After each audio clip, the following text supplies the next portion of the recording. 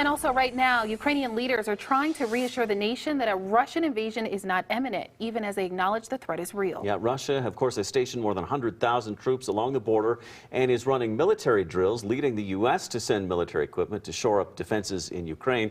Fox 31's Matt Morrow joining us in studio with the latest on the situation there, Matt. All right, Jeremy and Talia, a lot has changed in the last 24 hours. Let's get to the new information tonight. Russia has added even more troops right here along the border with Ukraine. Last night, there were about 100,000. Today, there are now reported to be up to 127,000 troops, about a 25% increase. Plus, it's not only the Ukrainian border that Russia is threatening. Take a look right here. Russia is now sending about 30 trains of troops and military equipment and ammunition on that northern border with Belarus. Belarus is a sovereign country, but is very close with Russia. All right, remember, Ukraine is not a part of NATO, so as it stands right now, if American troops are likely to go to this Baltic area, they're not going to go to Ukraine, but to the NATO allies, Poland, Slovakia, Hungary, and Romania.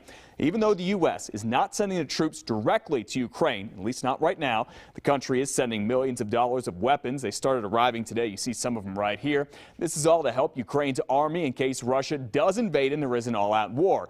That said, the two nations have been waging what is called a shooting war back and forth for some 8 years now, basically ever since Russia annexed Crimea.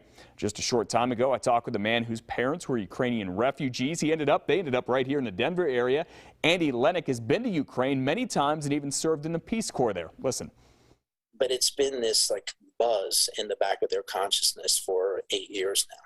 So they're, it's almost like, all right, how much more nervous can I be?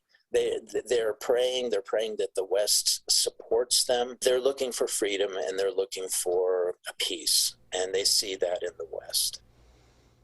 Again, right now, the U.S. really doesn't know if Russia and its president, Vladimir Putin, really plan to invade Ukraine right here, or if this is just a show of force. And that show, no matter what it is certainly getting stronger tonight. Russia is now conducting more military drills online and at sea all around the region.